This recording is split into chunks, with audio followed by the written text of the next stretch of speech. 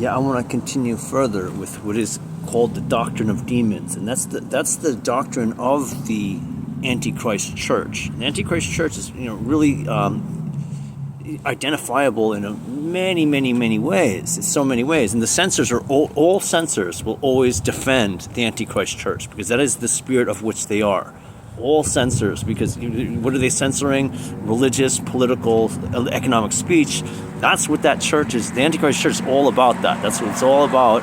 And the idea of censorship, it means that they're not in the open congregation of humanity. And whatever cross they're bearing, it's all virtue signaling. It's nonsense. Because if they can't merely just have an open discussion on the planet of Earth, that everything else they're doing is backwards, and you can see how it leads.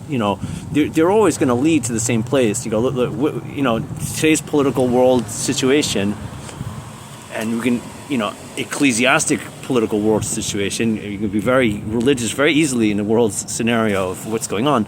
But you kind of see what does the Bible have to say about this? It says they're trying to bury themselves in the earth, right?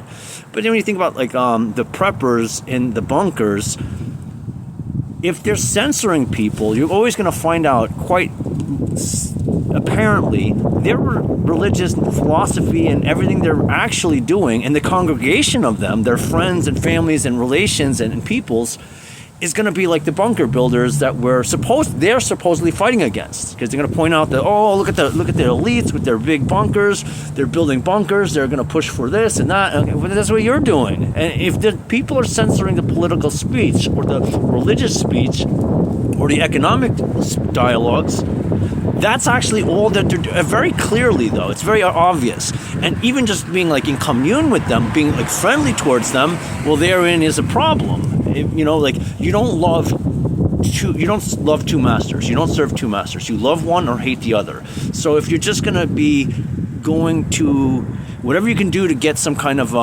friends and family with resources, but not stand for the truth, merely restricting, preventing yourself from censorship, that might be carrying your cross. I'm going to say that is legitimately carrying your cross. But if you're going to censor people in a political, religious, and economic dialogue, there's no cross you will ever bear. It's all virtue signaling, vanity, and nonsense. I'm going to say because examine closer, what are they really leading toward? Here's an example of one character who is censoring and lying about it. It is both examples are going to be characters who are censoring and explicitly lying about it. And when I caught them with their pants down, then they came out, both of them, saying why censorship is important when they do it. When they're doing it, it's important. And, there's no cross that these guys bear, okay? I want to tell you, the one character, his real message is, do what you want to do that feels good. Just feel good. The feel good, religion. That's not a good direction, okay? That everything's imagination and you're traveling through the universe in the love of your imagination. That's not constructive, it's not helpful, and you can see in practicality what he's doing in life. And these guys, they want donations, they want money, they go, send me money. If I make you feel good, send me money. And it's a real religion of complicity. So when you look at the Antichrist church, there's no more sin anymore. And the Bible describes the Antichrist church as, they're saying there's no more sin, and money is the cure-all for anything. You can pardon sins by giving them money, and then that's the way it works. And you can see that in our current political world affairs. That's how society is operating, under that kind of philosophy and worldview, which is abhorrent to actual humanity. And we can all see the abhorrence of it, why it's abhorrent, and scripturally they're telling us the abhorrence of it. But here this guy he's collecting money, and he's really just giving a feel-good complicity. There's no practical measures of life. There's just yourself and trying to, worry about nothing else besides your creature comforts. Literally, worry about nothing else besides your creature comforts, and that's what they're prescribing. So the other character, his thing is hey, you gotta make your alliances. You want to get your supplies ready, and but it's essentially the same thing as what the Bill Gates and his rich families are doing. They're a little bit more advanced. So it's like, if this is what we're supposed to do, he's just saying, hey, let's rank up to the worst of the people and really be at the bottom. Like that's not advice. And it's such a cowardly way of going about things, where I'm saying my prescription is quite different. It's to say, hey, let's speak truth to power, work together in the light of day. But these two guys, they don't want to do that. They go, hey, let's conspire in the dark with Bill Gates and his kind and try to compete with them. And I'm like, well, I gotta tell you, it's one thing, you're gonna be at the bottom of that bucket for one.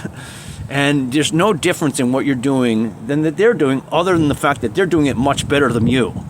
Okay, you might get like a 1,000 Bitcoin and maybe 1,000 gold coins, maybe 10,000 silver coins, but they got millions of these things. Okay, and that's really what they're angling for. They're saying, what you got to do now is make as much friends and many friends you can, and get as many diversified assets, property. You want farmland, you want Bitcoin, you want gold, you want silver. They're literally doing this. This is the censors. All the people who are censoring political, religious, and economic speech. This is all they're really doing. They're really just saying, hey guys, let's try to do what Bill Gates is doing. Somehow we're not really being hypocrites, and it's so ridiculous.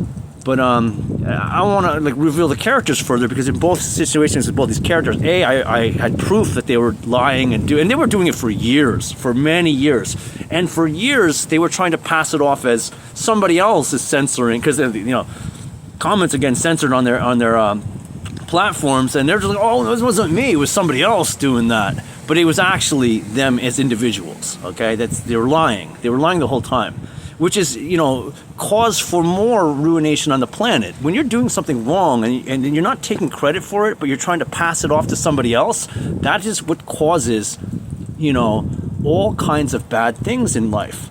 It's very simple to understand, but how should we forgive these people? Because at the length of which these guys went, like the one guy, he would always do, and he was doing this a long time ago, 2008. That's like a long time ago. He was doing this way back in 2008. He would pretend to be me, okay? He's censoring what I have to say, and then he would pretend to be me, show up and make like a ruckus. And it was just like, such a dirty thing to do. But that's an evil person. And I suspect in both cases that they're actually much more evil than I realize. That's in both cases. I'm going to say that these are probably undead demons who are not even, they're just doing their best they can to pretend to be good. Because when you look at the outline, of what their actual end target is, they're bringing confusion, and they're bringing you into an alignment of the most evil that there is. No, you're being equally as evil as the most evil that there is. That's what their purpose is, and it's not only it is the fact of what they're doing. They're not doing. You can say that they're doing something else by promulgating information that's useful and good, but that's happening anyway outside of them. What they're doing is taking credit for that dissemination of information. They want to get paid for it, which they are. They're getting paid for it, and then at the same time, what they're really doing is trying to get those people captured and gone. They want to X those people. That's what's really going on. So they're sitting there pretending to be the good guys, but be careful. What they on the outside seem to be so good, but in the inside they're really not. And this is going on, and there's so many more examples. But in the case of these two characters, I found it to be so absolutely filthy that they were doing this. They're lying directly, and then like I said, I caught them. I presented the screenshots of these guys are saying that they're not censoring. Obviously this censorship's happening, but look, it's when they're present, when they're making comments, that's when the comments are being deleted. In both cases, this is two different platforms too.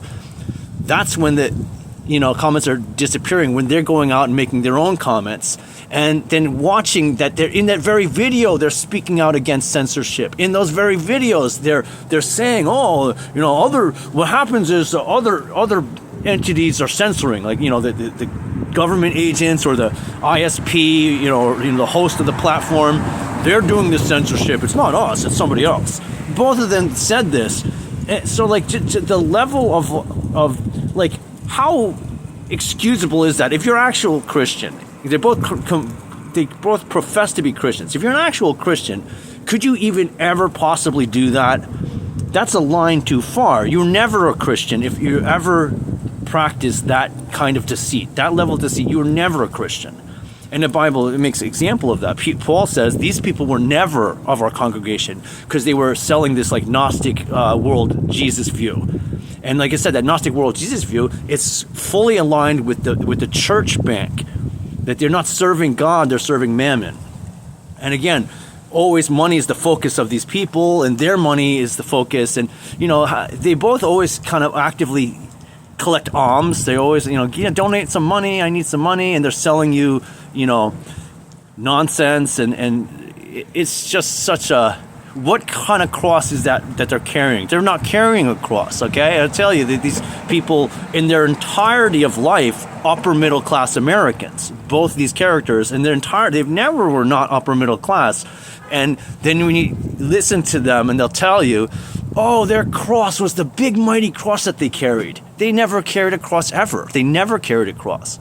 If they can not refrain from censoring people, if they cannot refrain from lying, knowingly lying, and then you go further, what else are they doing? They're maligning characters. They're sending violence towards the innocent people explicitly. And that's something to really, consider.